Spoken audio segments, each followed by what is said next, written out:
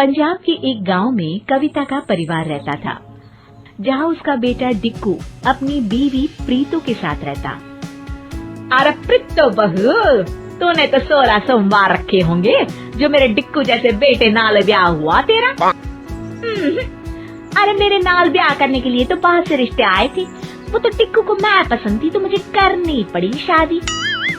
डिक्कू रंगीले अंदाज में गाना गाते हुए कहता है, ओ ये जवानी है दीवानी, ओ मेरी रानी। अरे कल मुहे तेरी जवानी दीवानी हो चुकी हो तो जरा कोई काम धंधा ढूंढ ले और तेरी ये मेकअप की दुकान का खर्चा निकालना शुरू कर। लो जी, मेरे प्यो ने बड़ा मेकअप का सामान दिया है, तुसी मेरी चिंता न करो। दिन भर जो ये घूमते रहते हो ना, उस पर लगाम लगा लो। और वैसे भी मैं तो चली जाना अपने पेके। हाँ और प्रीतो चल मैं छोड़ देना है। चुप प्रीतो के प्यो, वो क्यों जाएगी? फिर घर का काम क्या तेरी माँ करेगी? डिक्कू वहाँ से गाना गाते हुए चला जाता है। डिक्कू ना कोई काम करता न था, उल्टा सारा दिन घर से बाहर रहता। एक दिन डिक्कू कहता है, और प्रीतो मुझे एक नया फोन लेना था, लेकिन पैसे नहीं है। मेरे सारे दोस्त स्मार्टफोन यूज करते हैं, फेसबुक और इंस्टा में अकाउंट बनाते हैं। प्रीतो अपनी सोने की अंगूठी निकाल कर डिक्कू को दे देती है। ओ ए गल, ये लो, तुसी कभी ऐ ना समझना कि तुसी कमाते नहीं हो, तो प्रीतो है ना, वो आपके लिए कुछ भी करेगी। हाँ। अगले दिन कविता की नजर प्रीतो की उंगली पर पड़ती है। अरे प्रीतो, तेरी अंगूठी कहाँ है? ओ मांडी काम करते वक्त अटकती थी, इसलिए उतार दिया था। कविता प्रीतो की बात मान जाती है। अगले दिन डिक्कू फिर प्रीतो के पास आता है। अरे प्रीतो, वो मेरे दोस्त की बहन है, उसकी शादी होने वाली है, लेकिन उसके पास कोई महंगे कपड़े नहीं है। एलो, इतनी सी बात। वो अलमारी से एक चमकता हुआ सलवार कुर्ता निकाल कर डिक्कू को दे देती है। ये लो जी, ए दे देना उन्हें, उन लोगों को भी तो पता चले कि डिक्कू काम भले ना करे लेकिन दिल बड़ा है। डिक्कू की आदतें अब बदल जाती हैं। वो कभी प्रीतो से कुछ मांगता तो कभी देर तक बाहर रहता और सारा दिन मोबाइल पर घुसा रहता। एक दिन, हाय हाय मैं लौट गई मांझी, ये बोलकर वो कविता के पास आती है और रोने लगती है। अरे क्या हुआ आलमारा, क्यों मनोज कुमार की शक्ल में मीना कुमारी की आवाज निकाल रही है? अरे माँ जी, तुम्हारे बेटे डिक्कू ने तो घर के बाहर दूसरी लड़की पटा रखी है।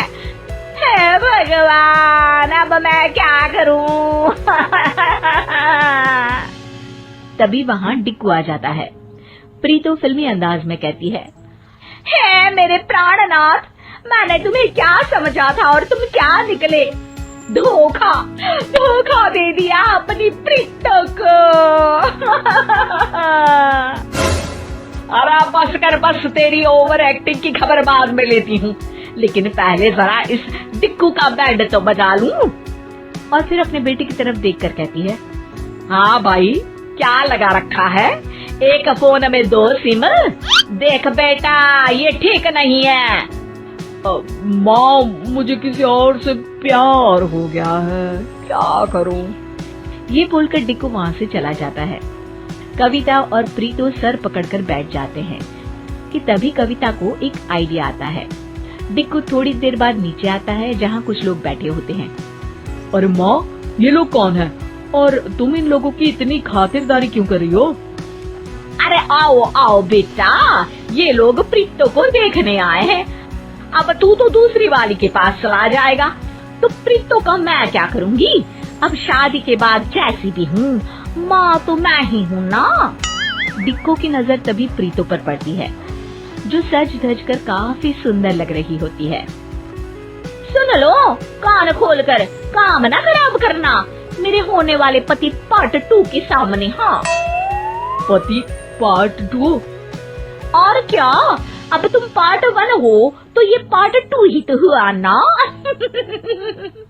प्रीतो हंसने लगती है। डिक्कू को ये सब ठीक नहीं लगता, लेकिन बेमन से माँ के कहने पर वो वहाँ बैठ जाता है कि तभी लड़का डिक्कू से पूछता है, अरे एप्पल फोन के पुराने वर्जन, जरा ये तो बताओ कि प्रीतो को क्यों छोड़ा?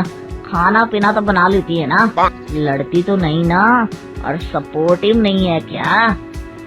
डिक्कू को उसकी बात पर गुस्सा आ जाता है, लेकिन वो खुद को संभाल कर उसे डांट कर पूछता है, मतलब क्या बोलना चाहते हो? साफ साफ बोलो।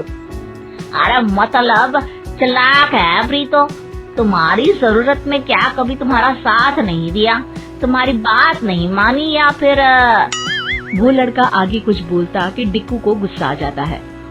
ओए ओए, रूम के खटमल वाले बेड, सुन, उठा अपना बोरिया बिस्तर और निकल यहाँ से। प्रीतो एक बहुत अच्छी लड़की है, अपने से पहले मेरे बारे में सोचती है, मेरी हर झूठी बात को भी सच मानती है, और मेरे घर में हंसी खुशी का माहौल भी रखती है। बस बस भाई, अगर इतनी ही अच्छी है तो तू क्यों छोड़ता? अरे क्योंकि मेरा दिमाग खराब हो गया था, लेकिन अब नहीं, चला भाग जाए यहाँ से। अरे डिक्कू, ये भाग जाएगा तो कौन शादी करेगा प्रीतो से, और वो नहीं जाएगी तो नहीं कैसे आएगी? माँ मुझे माफ कर दे, मैं गलत था। प्रीतो दुनिया की सबसे अच्छी लड़की है, निकम्मा तो मैं था, लेकिन फिर भी उसने मेरा साथ दिया। फिर वो प्रीतो के पास जाता है। मुझे माफ कर दे प्रीतो, मैं आगे से कहीं नहीं जाऊंगा। और फिर सारा परिवार पहले जैसे ही खुशहाल हो जाता है।